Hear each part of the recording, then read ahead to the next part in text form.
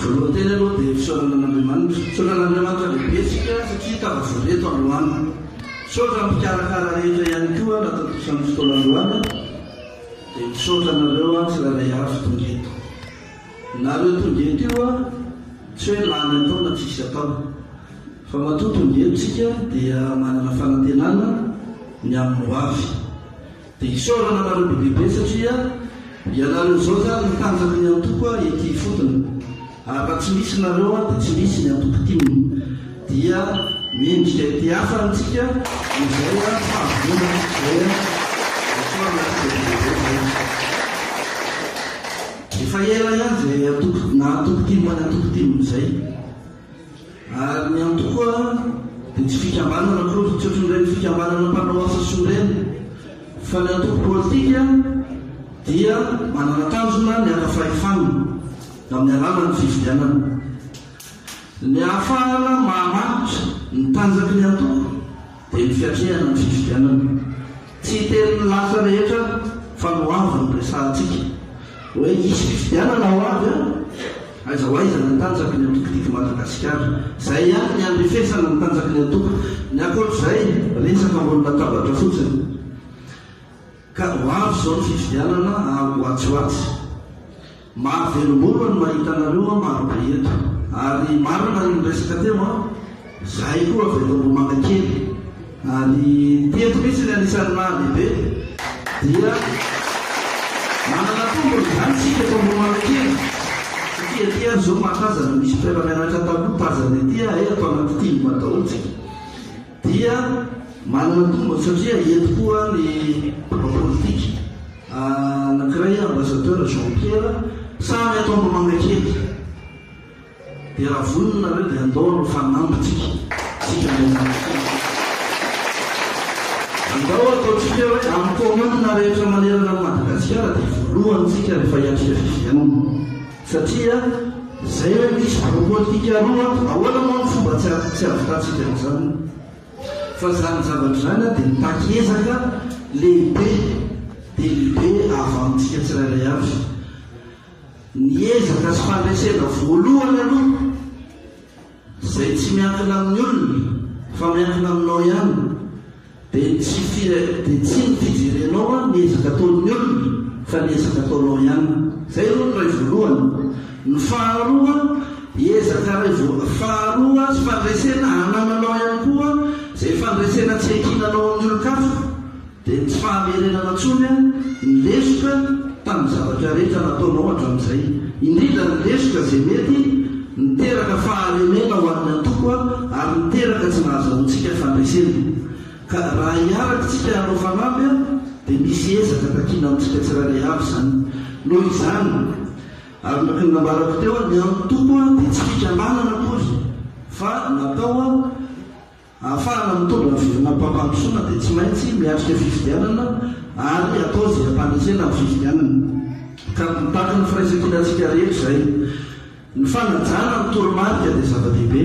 Fanajana ny toromarika izay omeny filoha. Raha vao miparitakytsika amin'ny fanatanterahana ny toromarika samy mandeha amin'izay lalana ire dia minofa tsisy fandrasena ho azotsika. Noho izany dia mila fanajana ny toromarika sy ny disiplinina izay ananan'ny antoko. Farany dia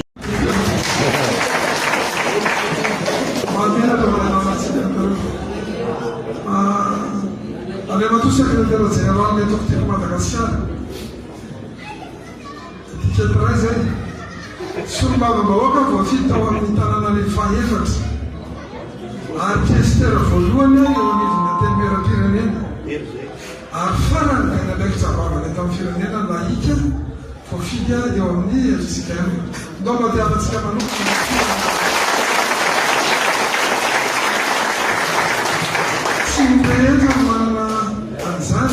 Azany toerana zany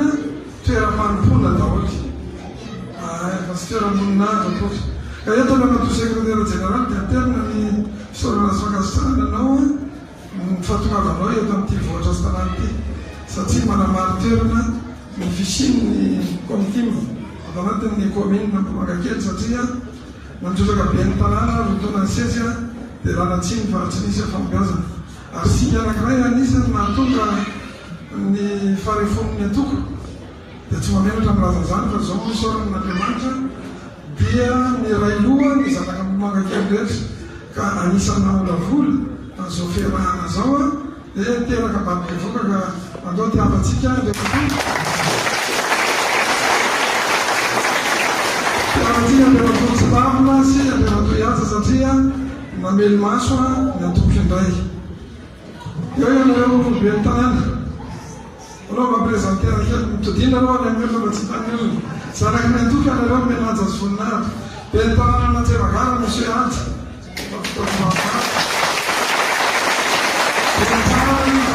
afy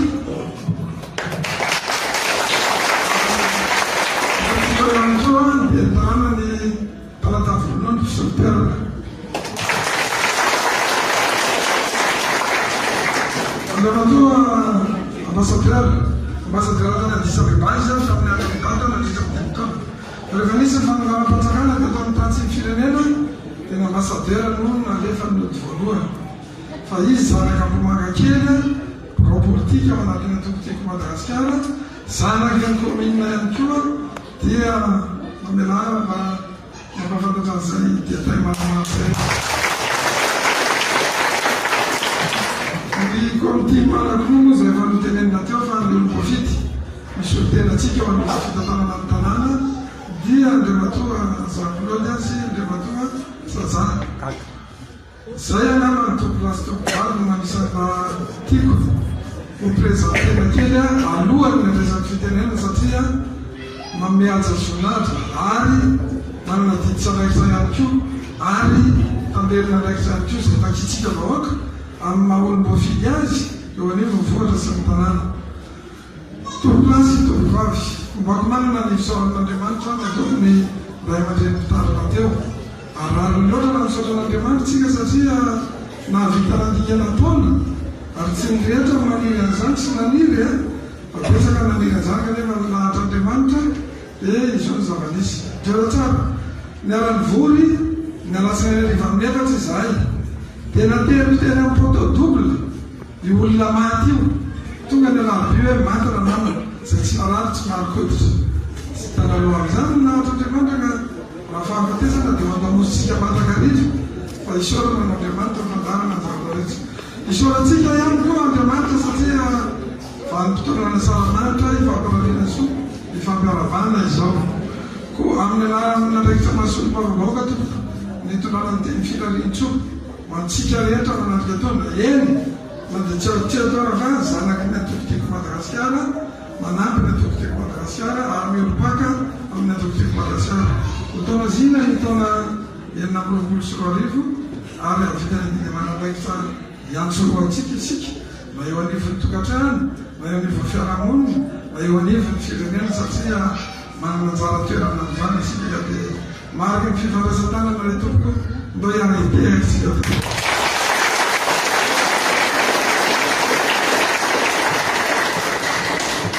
mitovy amin'ilay nataon'ny mpanolotsaina ny tanàna teo satria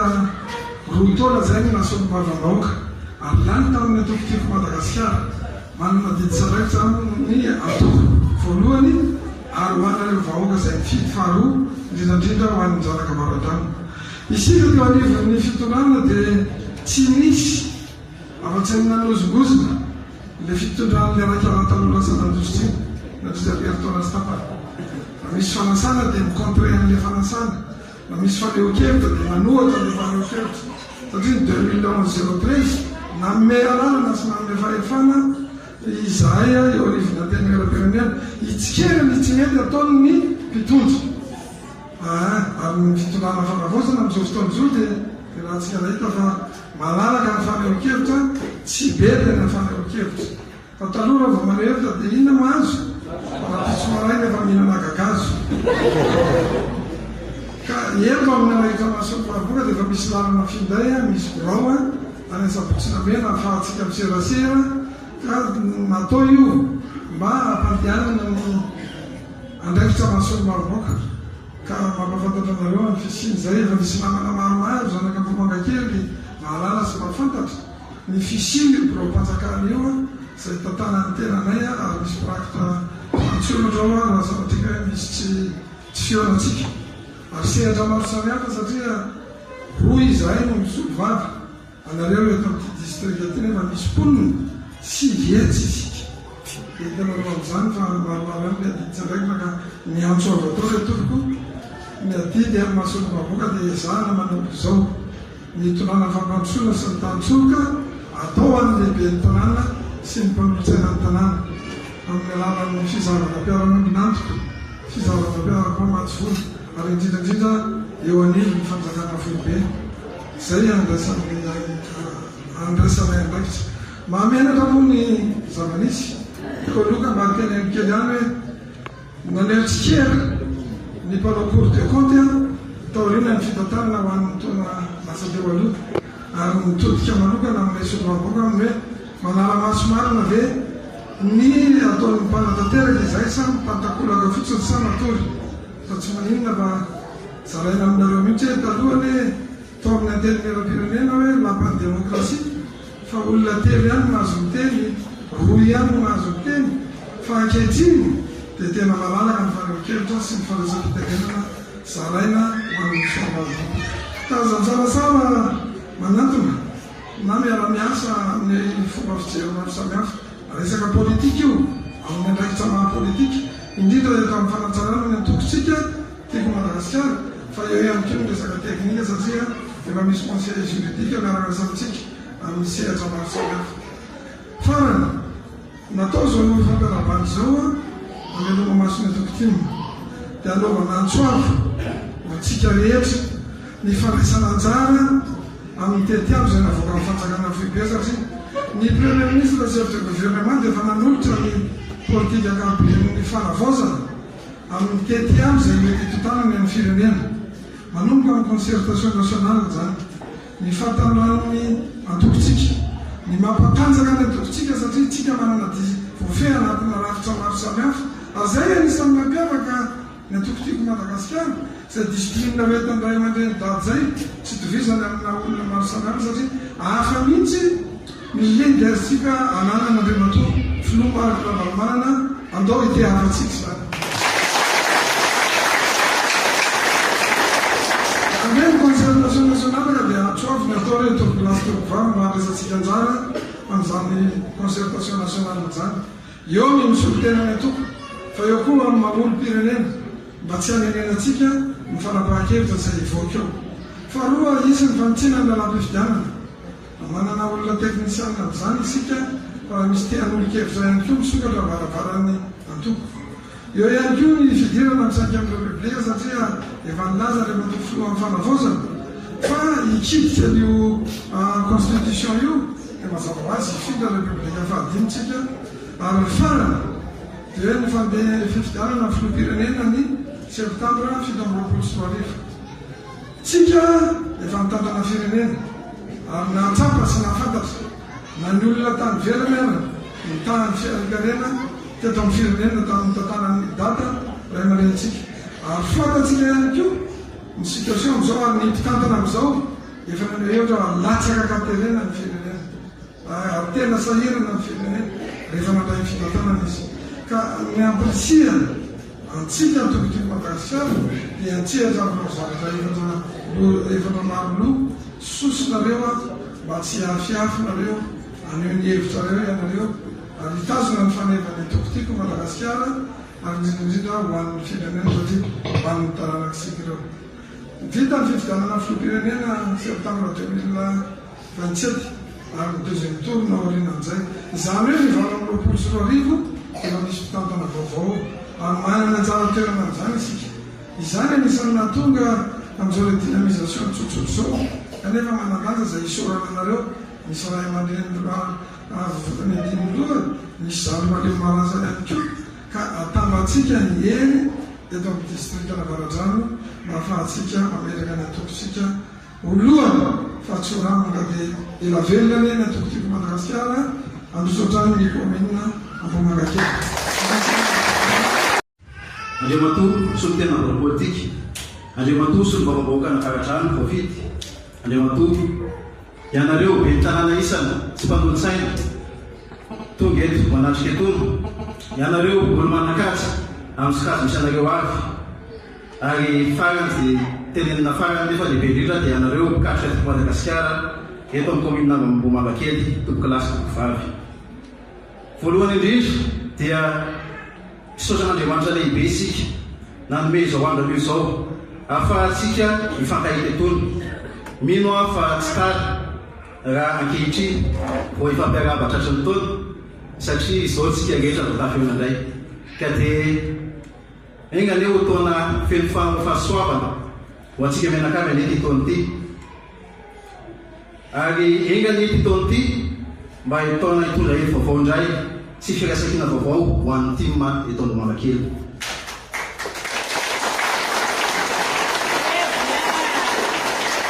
Manaraka izany etona dia manao fialan-tsiny aminareo satria tamin'ny taon-dasa dia tsy afaka nanao fihaonana tahaka izao isika noho ny toe-java-nisy teto amin'ny firenena. Nefa na dia teo azy izany dia tsy nijanona ny tolona isika, tsy nijanona ny asa, ary ny tena mahafaly dia lasan'ny lefa niaraka tamin'ny taona iny ilay olona nanentsika sy nieraka namory tena tompontsika.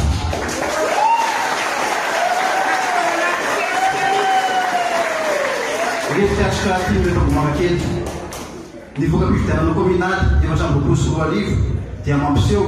fa mitombo hery ny team eto amintsika. Marina fa tsy azontsika ny be ny tanàna kanefa nahazo vokatra azo lazaina tsara indrindra sika tamin'ny fifidianana be ny tanàna fa nisy taorian'ny taona 2024 ka nazahoantsika mpanontsaina anankiroa. Manengy mavesatra anareo lalany mianaka mba hitsangana kely.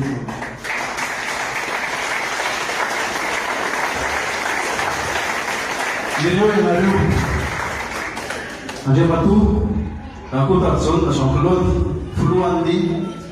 mpanolontsaina kominaly eto amin'ny commune Ambohimakely sy Andriamatoa Mahakala Xavier premier rapporteur eto amin'ny commune. Mino izahay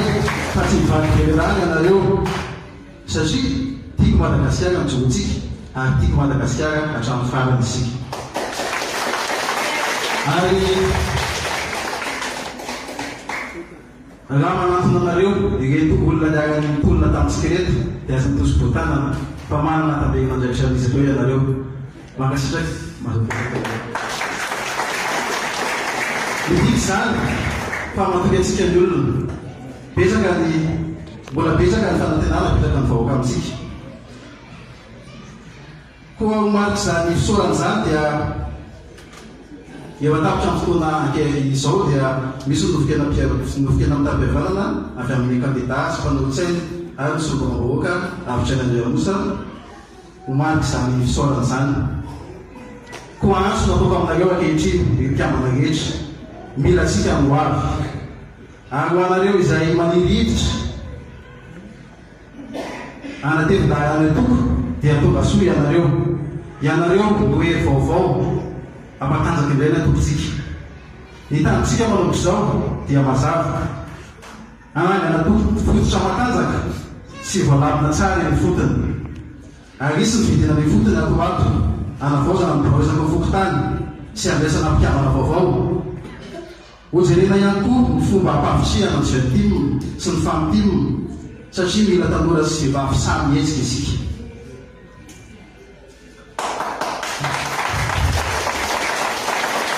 Tsy maintsy manana tompo vonona amin'ny ary politika rehetra isika indrindra efa nivoaka izao ny tety andro ho avy ny février ho avy ny filohan'ny fifidianana filoham-pirenena amin'ny septembre 2027. Ny tenako dia maneho fahavonona hatrany amin'ny fitariana ny team eto Ambohimakely mba ho lasa tompo matanjaka sy mafiolona. Voninao hitariky, voninao hiady miaraka aminareo ary vonina nomeny heriko rehetra ho amin'ny tompo sy ny vahoaka. Ny tanjona dia iray ihany, team mamirahina, team mamandresy ary team makaiky vahoaka. Koa manomboka anio dia aoka isika tsy hijery ny lasa intsony, aoka isika hijery ny ho avy, aoka isika hiomana teny izao satria tonga ny fotoana ananganantsika firenena vahana indray. Oela velona natoko tiako Madagasikara, mankasitraka tompona, mankatrehaka